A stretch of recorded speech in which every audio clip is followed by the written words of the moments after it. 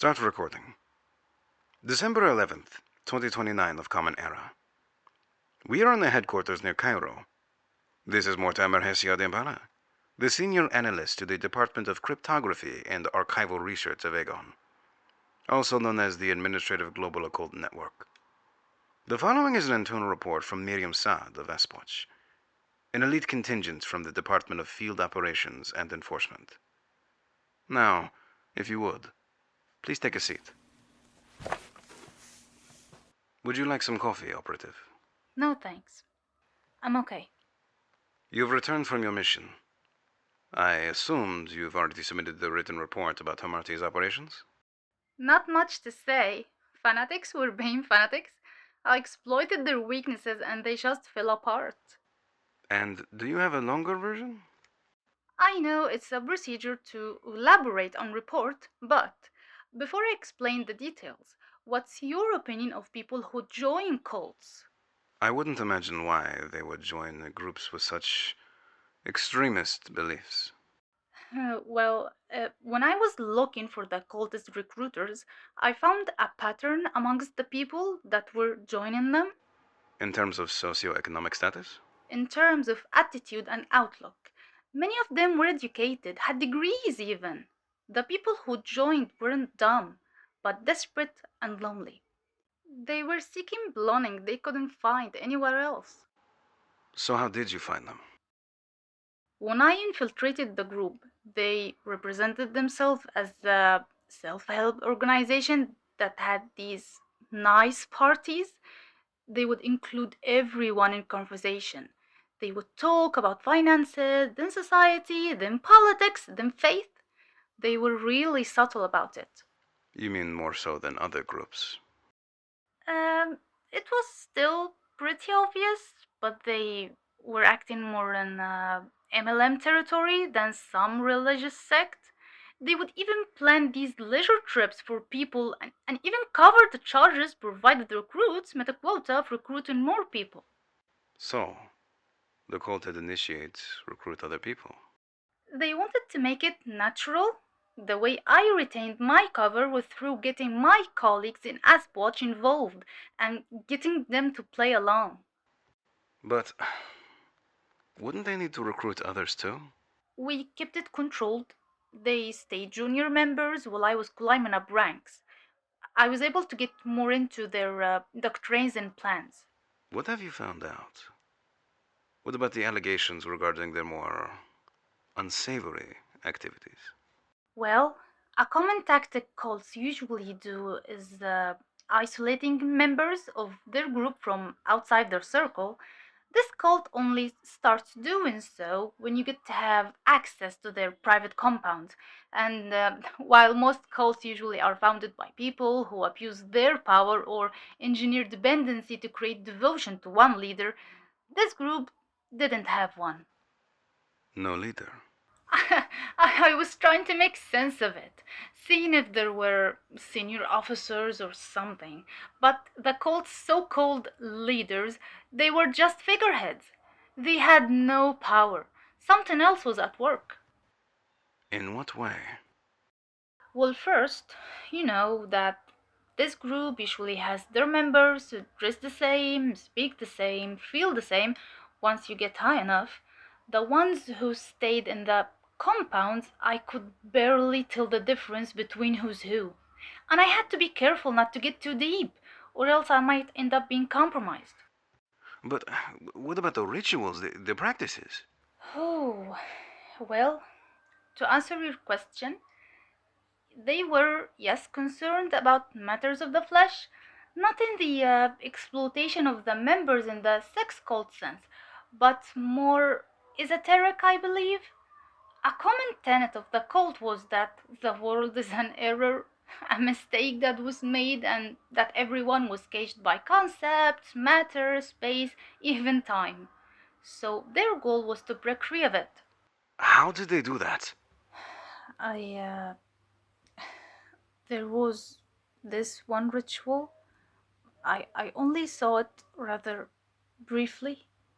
They would surround an individual with other members, then they would hold up mirrors The person in the middle would then start seeing things, I guess. Things that shatter them to their core, like acts of passion, acts of death, and then their bodies would start shifting. Shifting? Oh, their skin would stretch like rubber, and their bones would move like gears. Even their faces would contort in impossible ways. They would scream and howl. It just wasn't human. And after all this, the members would shatter the mirrors, and the person in the middle would finally be reconfigurated to a new man. Homo novus was the term they would say or use. How did you find out about this? One of the members I recruited was too eager to know about the truth about Hamartia.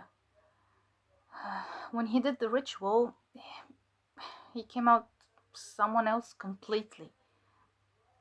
It just, there was no light in his eyes. He wasn't himself anymore. But how were you able to dismantle your group? Well, you see, we were able to undermine the self-help and the MLM operation in the 11th chapter by spreading gossip about embezzlement of funds. We leaked a lot of info to the local governments of that region, so the countries in that area cracked them down. But unfortunately, But then, something else happened. that member, who became the Homo Novus, he leaked out to the greater organization that I and the others were involved. So we were hunted. Yes. We had to pull all of you out of the operation. And I was the only one of the 12 that survived. I can assure you of that. I'll never be safe out of Agon Paces anymore. I wouldn't say that. I don't think you understand. That cult was different from the others. They just didn't operate normally. I had to look up to see how the other chapters operate. And that Homo Novus ritual? It wasn't the only time the dark practices they were involved with. What do you mean? There was another ritual they were doing in China to create a form of a special undead. A revenant of vengeance and violence, they say. It backfired. Here's the file. It goes more in detail, if you want to see it. Wait, this is... Yes, that undead, who ended up wiping out the whole group, is the same one who became the Stoker of Shanghai. And the same one who was... Part of AGON now. Hamartia. This goes much deeper than I thought. I want to give you an advice, Impala. We should be careful of everything and everyone that's involved with this cult, including the Stoker. She's been cooperative so far. Maybe, but I'm not going near her. We don't know what other things they could have done to her. You're expecting some sleeper situation. I said all I had to say. I lost all my friends and colleagues. And it is all my fault. I mean, it was part of the mission. And we knew the risks. What's done is done. All right. We can stop here. We will catch up on assessments regarding Penumbra in a different report. And recording.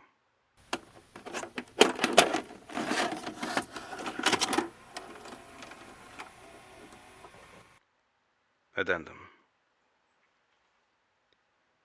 It is a year since Saad the testimony. Maryam Saad has been reported missing from her outpost near Tunis. No traces of her can be found, nor has a trail been detected about her whereabouts. Her last activity over the weeks was detailed about avoiding mirrors all over the compound.